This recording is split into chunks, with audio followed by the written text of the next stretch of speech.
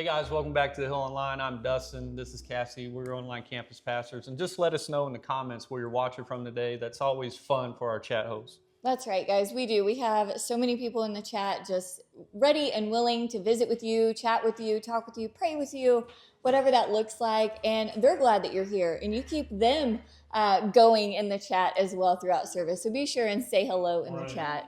Yeah, and that's right. Also, text the word connect, man, to 670-2727, man.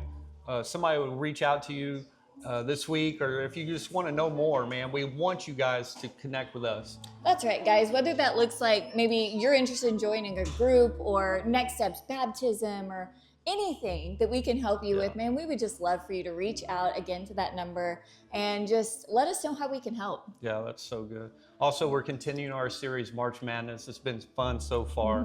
We're going to be in Stockton today, and Pastor Bo is going to be bringing the word. And I just encourage you guys, man, the last 2 weeks have been good. Today's going to be just as good. That's right, guys. Today we're talking all about assist. And man, I think it's going to be just a good time. We were recently over in Italy for our anniversary.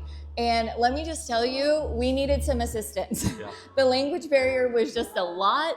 And there was a time that we had to get out, our Google Translate. And thankfully, Dustin's way better at translating broken English than I am. I would have been lost without him. And so, there's times in our life where we need a little assistance, right? We need a little assist. And it's true of that in our faith walk as well. There are times in our faith walk where we just need an assist. And so, guys, we're covering that today, talking all about that today. It's going to be a great day. Yeah, I just encourage you guys to just lean in, get your coffee ready, get your notepad, and just see what God's got in store for you today. Absolutely, guys. And be sure and stick around after. We got a couple of announcements. We got Good Friday, Easter coming up, so we want to talk to you guys about that. But for now, let's head on in and worship together.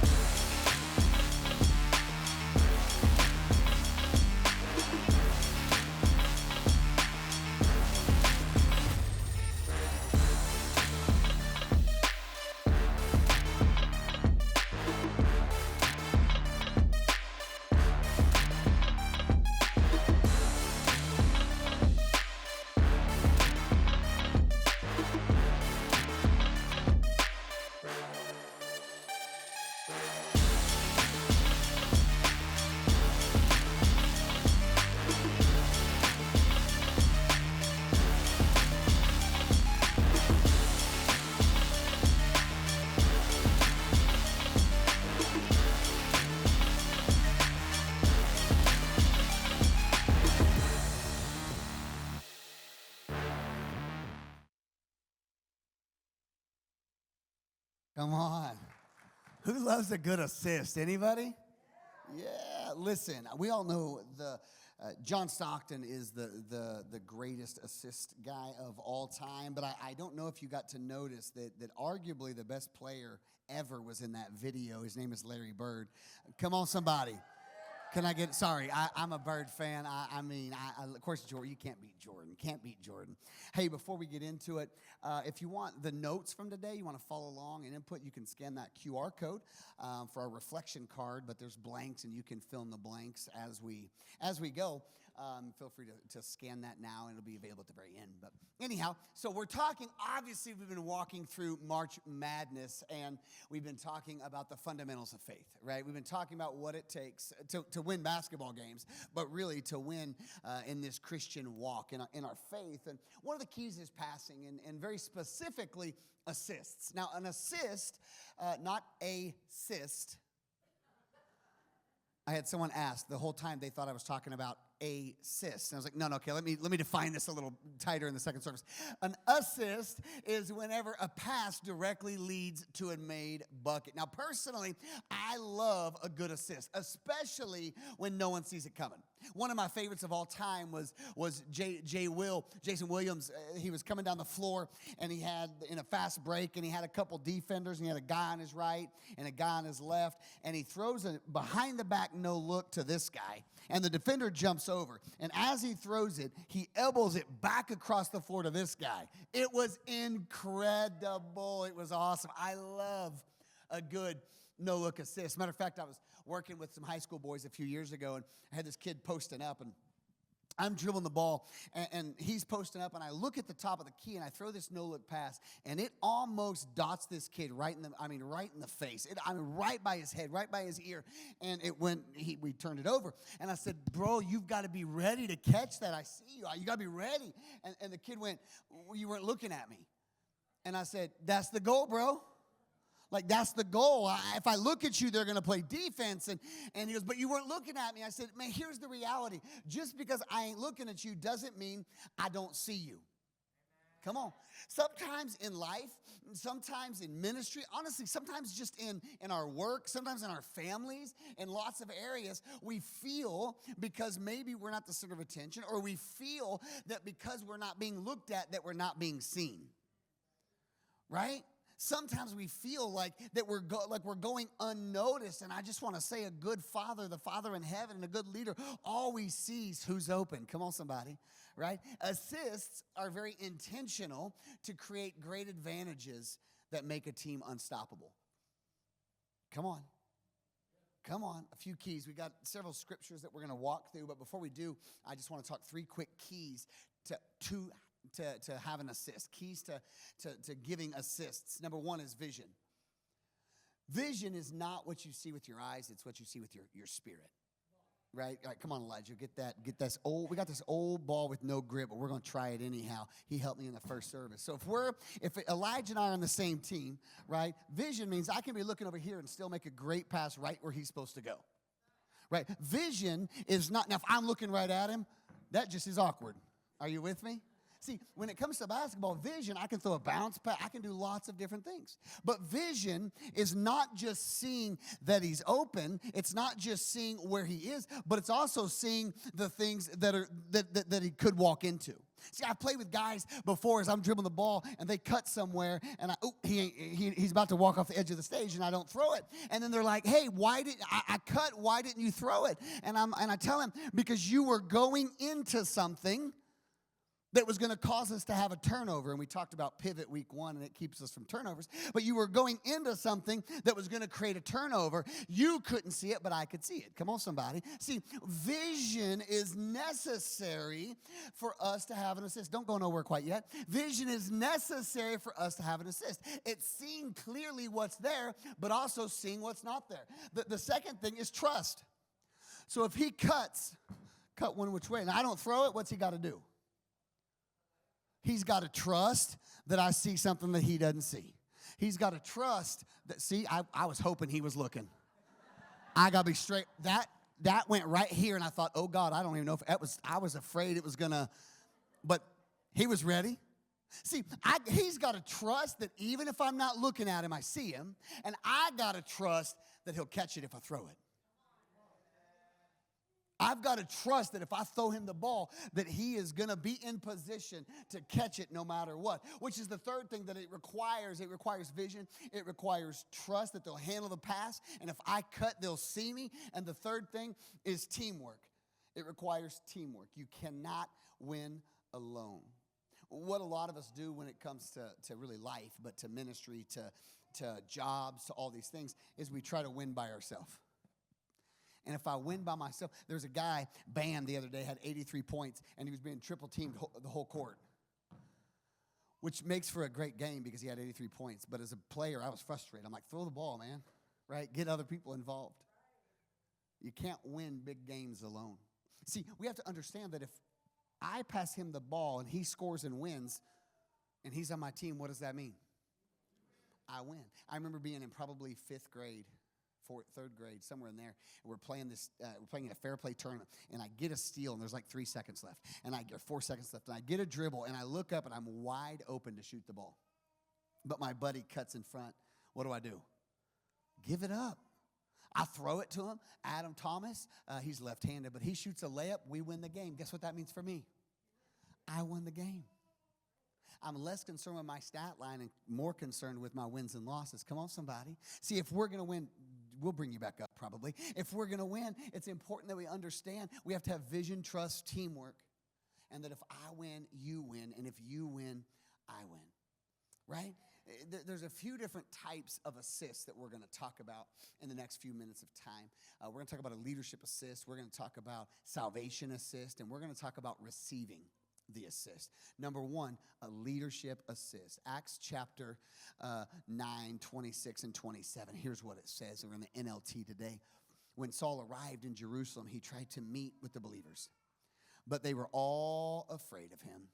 They did not believe he had truly become a believer. Then Barnabas brought him to the apostles and told them how Saul had seen the Lord on the way to Damascus and how the Lord had spoken to Saul. He also told them, see, look, I can see my teammate is walking out right now, and I even looking up. Just teasing you, buddy. Saul had on the way to Damascus and how the Lord had spoken to Saul. He also told them how Saul had preached boldly in the name of Jesus in Damascus. So Saul stayed with the apostles and went all around Jerusalem with them, preaching boldly in the name of the Lord. What a moment for Saul. Right, so like remove the hat. I would say remove the hat. Right, we're in church. We're talking about the Apostle Saul. But let's remove. This isn't just a story. Just for a second, you're Saul. Okay, you've been killing Christians, or at least a participant in the idea of it. You've been certainly capturing them and having them beaten, right? You've been pursuing them. You've been living, and you're doing it really in the name of God, in the name of religion, because you don't like what they're doing. And then you're on your way to do this very thing. You're on your way to try to get more Christians. You've got letters in hand to get these Christians thrown in, these Christ followers, the followers of the way. You're going to get them thrown in prison, and along the way, an angel shows up, strikes you with blindness. You hear the Lord. Essentially, in this moment, you no longer can see what's in front of you. You can only see what God's telling you. And in this moment, you encounter God and you realize everything you thought you understood it's all turned around on its head. You're totally blind and you don't know what you're going to do. And then some guy that you've never met shows up and says, man, Saul, my name's Ananias, and I had a vision of you, and I believe God's going to heal you. And sure enough, God heals you and God saves you, and your life is turned upside down. And all you want to do is meet with the church. So you show up to meet with the church, and what does the church do? They're like, nah, I don't know about all that. Like, nah, we heard the rumors. Come on now. Right? We heard the rumors. See, Saul in this moment had a life change, but no one believed him because he didn't have the evidence of life change. What do? You need help. You need an assist. Barnabas steps up. Barnabas then goes to bat for Saul. Now, you're no longer Saul, you're Barnabas. Like imagine, like we kind of give the church a bad rap in Acts 9 because we look at him, we're like, come on, man, the guy's saved. Why don't you trust him? Like, would you? Like for real, if I just heard that someone was murdering guys with gray brown hair, it used to be brown, then it was brown gray, now it's gray brown, brown gray hair with dimples, and blue and brown clothing, and let's say his name was Kyle, and then Kyle was like, I promise I've changed. Do you want to go to my house and have a party in the basement? Like, I'm not doing that.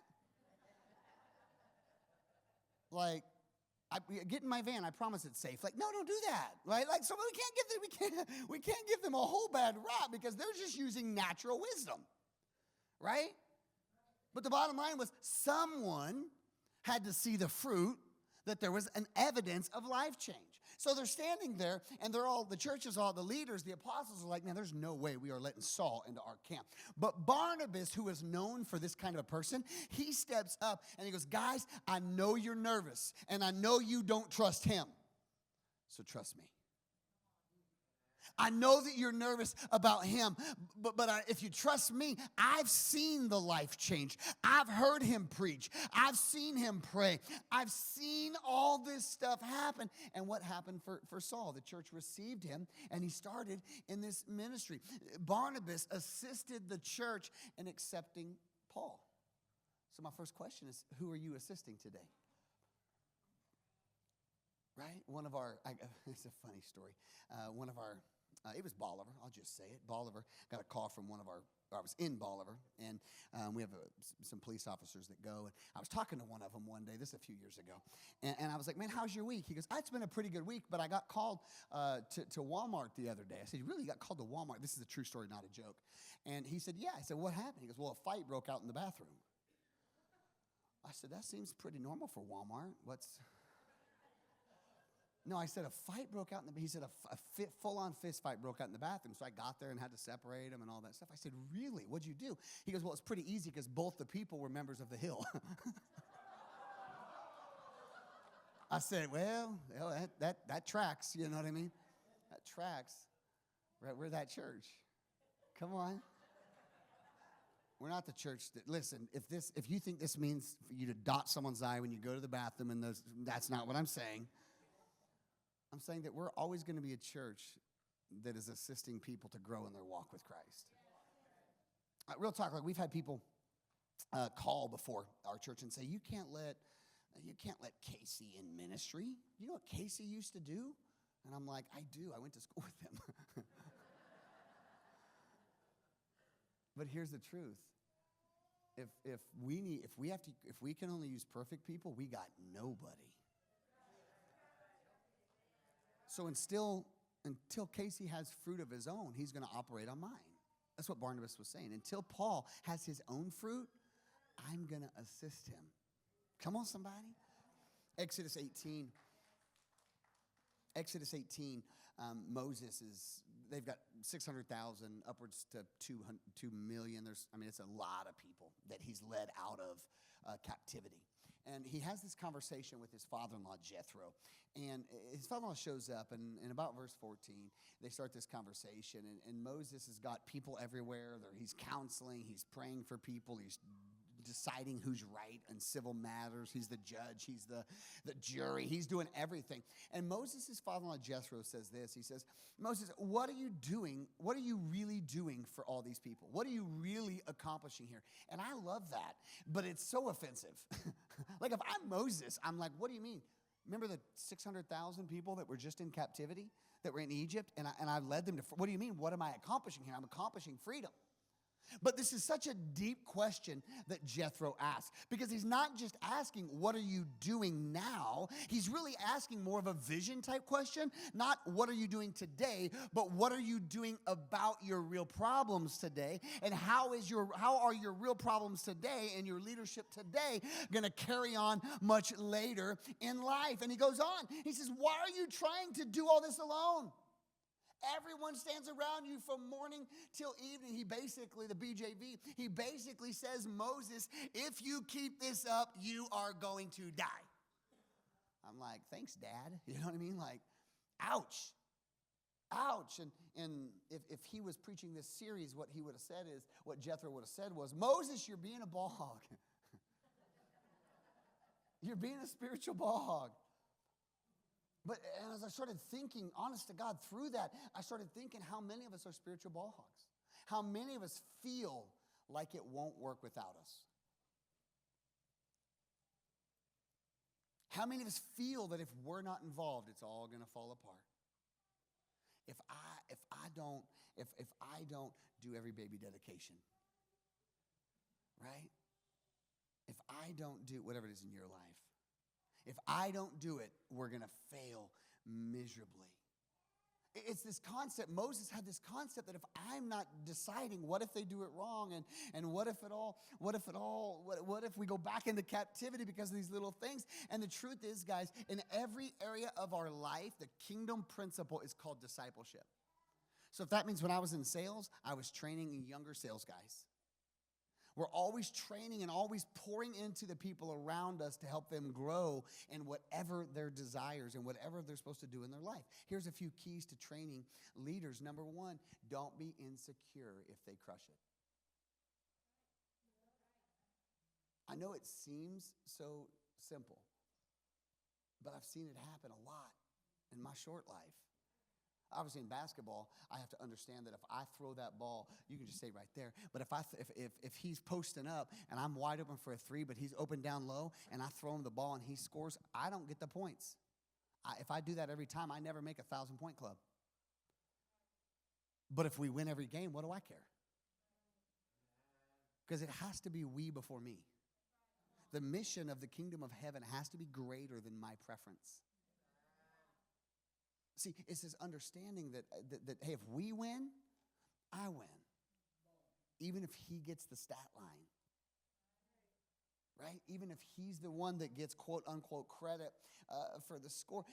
For us, every campus, online, Stockton, Bolivar, Eldo, Webb, every campus, man, you guys radically love your pastors. And Stockton has incredible pastors. Amen? I can't be insecure about that. When people come up to me and they're like, hey, thanks for being here, but I love Pastor Tim. I'm never like, well, yeah, but what about me? And if I live, guys, the truth is, if we live like that, we don't fulfill the mission of peculiar ministry that God's called us to.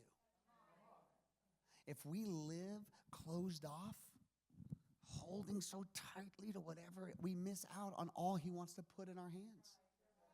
God can never put more in a closed hand. But he will multiply what's in an open hand. Come on, somebody. See, we cannot be insecure about others' success. I love nothing more than when I get to come to one of our campuses and they're like, man, we have the best campus pastor of everybody. I'm like, that's amazing. You do. That's the kingdom. See, we can't be insecure when people around us win. What if I really want to shoot the ball? Who cares? What if they miss? Who cares? Right? My senior year playing for the Stockton Invitational Championship game, we were down by 1 point. There's 3 seconds left. It's funny how you remember these things. Any ball player knows because you go back to that place. Am I right, Coach? I'm coming down the floor, and A.J. Roller is about 15 feet in front of me. Now, I'm wide open, just a step on the other side of half court, but he's open at the three-point line. So I throw it to A.J. A.J. catches it and took a dribble, and as he shoots, this player just barely gets a finger on the ball, and it falls about 5 feet short. And after the game, someone was like, you should have shot it. I said, no, I shouldn't have. The right play is the right play, whether it goes in or not. He had a better look than I did. So at the end of the day, I want him to have, if I got the better look, I'll take it. But if he has the better, are you with me? See, it's not about the outcome. It's about obedience, right? Number 2 is we have to, which I kind of began to talk about, is making room for their mistakes. They're going to miss. If they miss, show grace. I told last year I was helping coach Jace's team, and he had this kid that was a really nice kid, but not great. Anyhow, the kid cut back door, and Jace makes this pass to this kid, and it goes, we were in Springfield, I think, or somewhere. Anyhow, it goes out of bounds, and I'm the assistant coach, and I stand up like, Jace, what are you doing? Like, why are you throwing the ball to that kid? And he goes, well, he cut and he was open. I said, has he caught that ball all year long? Jace went, no. I said, well, then quit throwing him the ball. Come on. No, that's bad coaching, okay? I'll admit it. I want to win. I was like, that kid ain't never going to catch that ball. We love him. We're praying for him. He's a good kid, but he can't catch.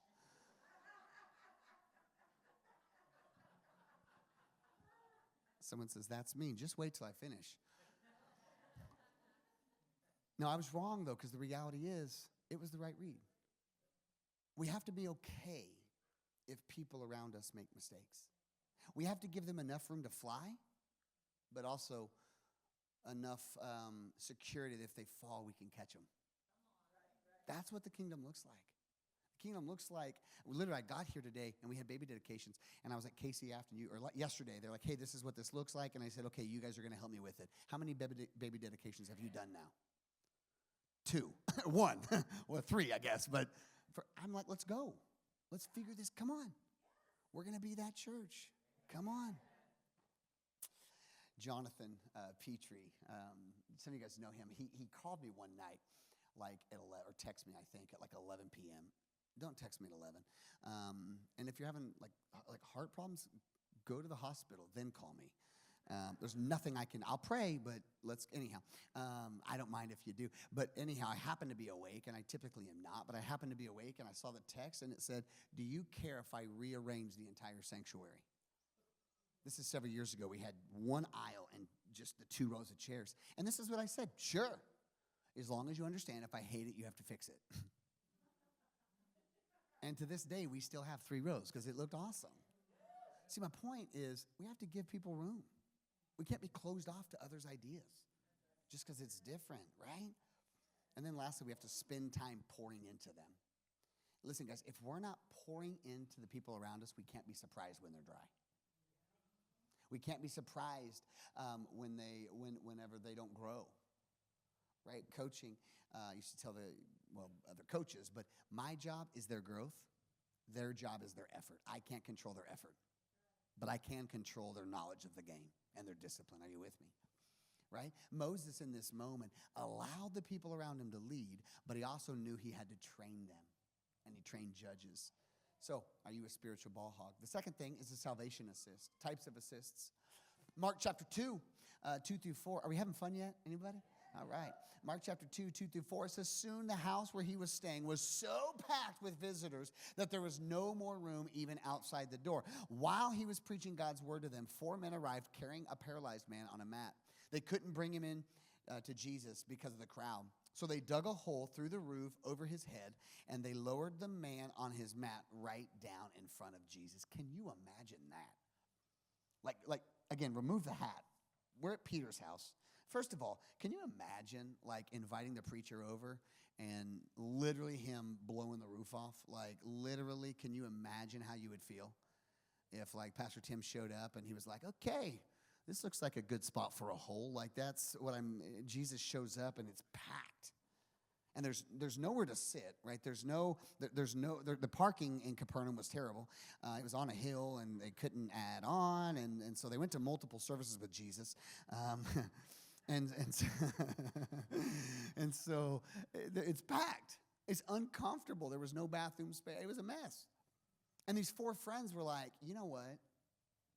Kyle needs Jesus. And so Casey, Steve, Chris, we need to get Kyle to Jesus. He's in Capernaum. He's at Peter's house. Let's all go. So we go to Kyle's house, and we show him like, hey, Kyle, Jesus is here. And Kyle's, quadriplegic. He can't move. He's like, okay. And we're like, we think Jesus can heal you. And maybe for the first time in Kyle's life, he has hope. So we grab his mat, and we carry him all the way. Whether he was in Capernaum or out of Capernaum, we don't know. But what we know is at minimum, they carried him across the city, right, to get to this place. And when they finally get there, you can't get in. Have you ever been trying to get someone to Jesus and then met with disappointment? Lots of times in my life. And we get him there, and now there's no room to get him into the crowd, into the altar space where Jesus can minister to him. And these 4 friends go, what if we climbed up on the roof and tore off the roof? And that's exactly what they did. Can you imagine? First of all, can you imagine right now if all of a sudden a hole, like I'm picturing the friend's head going, okay, oh, he's over here. You know what I mean? I'm sorry. Squirrel, I'm just intrigued all of a sudden by someone like, there he is, you know. Some of you guys are like, you're imagining with me right now. You're like, that would be hilarious. Anyhow, imagine the crowd like getting hit with sheetrock and popcorn. Like, what is going on? The hole happens, and they lower this guy down and right in front of Jesus. And I love what it says. He said after seeing this paralyzed man's faith, it's after seeing their faith, he said, your sins are forgiven, and he healed him. Do you understand the power of this? It wasn't his tenacity that got him to the feet of Jesus. It was theirs. They were assisting in this man that had a broken life and a broken past and no vision and all that. They assisted in him encountering the King of Kings and the Lord of Lords, Jesus Christ, the Messiah, the creator of the cosmos. They created, not only did they do all the work, but they created space. See, if we're going to help people get to Jesus, if we're going to assist them meeting Jesus, we have to understand it's a lot of work. It's a lot of work, and it's not always easy. And sometimes it's discouraging. Matthew 11 talks about a load or a burden that we have to carry, and this is it. Right? We talked for 6 weeks about habits, and here's the truth. Salvation assists us sharing our faith. Guys, that's a disciple's habit. And I know we've talked about this, so I'm not going to re-preach this, but if you're here and you're like, well, but I'm a little more withdrawn and I'm a little more reserved, it doesn't matter. Because a disciple looks the same for an extrovert and an introvert. And discipleship looks the same for the 90-year-old guy and the 9-second-old new believer. The habits of a disciple are the same because Jesus modeled it. And we are not a disciple of the church. We are disciples of Jesus Christ. Come on, somebody. The second thing we see is it requires consistency. In basketball, I have to do the little things to get open. In basketball, it's essential that he keeps, you can just stay down there, that he keeps cutting. And if I don't see him, hop up and keep cutting, bro. It's essential that he's there and that I see him, and he's just going to keep moving. I didn't pass it yet. He's going to keep moving. He just keeps going the same way, but he ain't open. And so he's going to have to eventually go a different direction. Right? And there he is, and I lead him right along the way, and he caught it right in front of my son's face. About here, I got nervous. Consistency. What if it doesn't happen right away? Just keep being consistent. I had this guy, he was my neighbor, and I never got to pray a prayer of salvation with this guy, but I just consistently a neighbor, hey, what's up, buddy? Hey, Mark, living in Joplin. Hey, Bo, how are you? I'm blessed. How are you? I'm fine. That went on, and we would have conversations, and for probably like 2 years that he lived across the street from me, and one day he was a district manager for a chain of restaurant, and I went into one of the places that he managed, and he saw me. He walked up and he goes, hey, Bo, man, how are you? I said, I'm good. How are you, buddy? I've missed you. He said, my world fell apart. I said, I'm so sorry to hear that. My fiance left, and he just started going through all the things. And he goes, and I was discouraged, and I was depressed, and I started reading some books, and I got to this place, I thought, what's wrong with me? And he goes, and I thought about you, and I thought, well, I'm the source of a lot of people's problems. I'm happy it's you too. Should have mowed your grass, my bad. Turned you in on the HOA. I didn't do any of that. That's what he said. He goes, seriously, man, I thought, why do you always have joy? And I'm thinking to myself, and he said, why do you have joy and I don't? And I'm thinking, man, you make more money than me. You're better looking than me. You've got a nicer car. Like everything what the world would say would bring joy, you have. That's what he's thinking. He has all this stuff. Epitome of success, makes an incredible living, and yet he has nothing. And he goes, and I thought, why were you happy? And then I thought, what was the common denominator? That's what he said. He goes, you have church. Now, he had to have something tangible because it wasn't going to relate, well, you have Jesus, because in his mind, he had Jesus, but he had never really, Jesus didn't have him. Come on, somebody. And he started going to church, and I gave my life to the Lord, and I'm singing on the worship team now, and just started going through all the stuff. And as I think about that story, I'm like so thankful I didn't pray a prayer with him. I didn't pray a prayer with him. I didn't preach a sermon to him. All I did was see him open and give him the ball. Consistency. There's some people in your life, what you have to be is consistent with, right?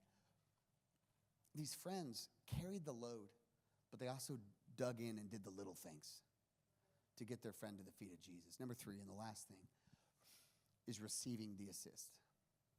I mentioned it earlier, but it takes trust. It takes trust in people and trust in God. And I felt when I was praying through this whole thought, I felt such heaviness at this moment. And I felt like God was telling me that maybe someone in your life, you feel has broken trust with you.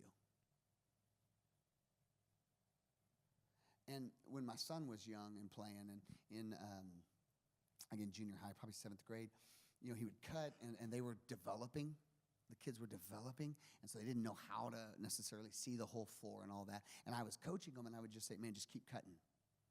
Just keep doing the little things. Because eventually, you're gonna develop this habit of them looking for you because you're always cutting to the bucket. One thing I've loved this year specifically, Megan and I were talking about the basketball team, and we loved watching Cannon Brown, because anytime Cannon Brown ran around the screen, without fail, he curled hard and cut to the bucket. And he shot a lot of shots because of that. And we would tell Jace that, and Megan and I would talk about it, like if kids can learn to cut every time. Why? Because now the team's looking for it. See, some of us, for whatever reason, we didn't get the ball. Things didn't go. Maybe you were praying for something and it didn't happen the way you wanted it to happen.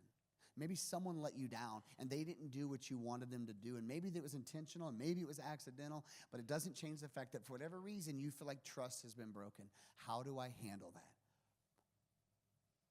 Keep cutting. Keep going. Keep being faithful.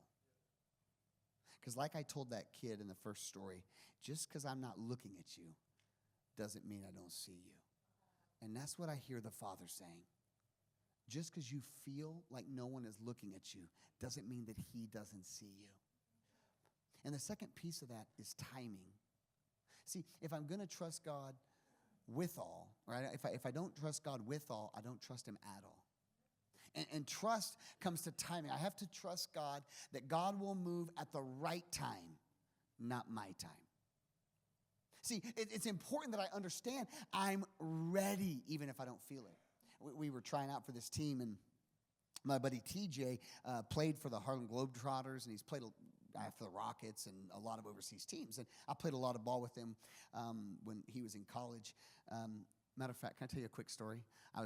Megan was playing college volleyball, and I was playing intramurals, and we were in the championship game, and this guy goes, the director of it all, he says, hey, Bo, come here. So I walk over there, and he goes, do you go to college here? I said, no, sir. And he goes, then why are you playing intramurals? Because it's for college kids. And I said, well, they asked me if I wanted to play, and I said I wanted to. And he goes, don't you think you should be attending this college? And this is what I told the guy. I said, I had the same concern. But they told me all I needed was a driver's license, and I have one. And he goes, here's the deal. You can't play in this last game, or I'm throwing you guys out. I was like, deal. Anyhow, TJ, we played a lot of ball together.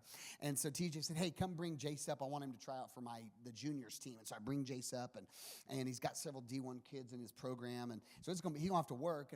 And probably, 3 minutes in, he always called me Bobo, so he calls Jace Little Bobo. Now he calls me Pastor Bobo. Anyhow, he sees Jace is running a curl, and he gets to the corner, and Jace stands up waiting for the ball. And TJ goes, Little Bobo, you better be ready to shoot. He said, you standing there, straight up and down, you ain't ready. You got to be ready, Little Bobo. And Jace said, yes, sir. He runs the drill, comes back in, gets back in his. He runs around, stands up. Him and another kid. The other kid was Little Bobo and Big Red. And this is what the coach said. TJ said, Little Bobo, if I got to tell you again to be ready to shoot, I'm going to tell you just to get out of my gym. And right now, some of you guys are like, well, that's so harsh. I was like, get him. Eat him alive. Come on, every competitive parent. Like, get on him. Work harder, Little Bobo. No, what TJ was saying is this, Little Bobo, I believe in you. But when you're not ready, it's telling me that you don't believe in you. It's telling me that as a player, if you're not ready, it tells me that I really can't give you the ball because you don't want it, because you're not ready. See, in the kingdom of God, we have to trust God. We have to trust the people around us. But just as important as those are, it's trusting God's timing. Because at the right time, Romans 5 says the nick of time, when we could do nothing about our situation, he died for us. Would you bow your heads? We're about ready to move into our time of interactive worship, and it's going to be great. We have communion set up. It's our time for offering. But I want us to take just just a couple seconds. Casey's going to come up, but just a couple seconds, 15, 20 seconds. And I just want you to ask the Lord a couple things before we go back into worship. And number one is this. First thing I want you to ask the Lord is, am I ready to meet you? Am I living for you? The second thing I want you to ask is this: who in my world am I assisting? Who in my world can I introduce to you? And the third thing I want you to ask yourself is, are you ready to receive the assist? Are you trusting your team, and are you trusting God's timing? Just one second.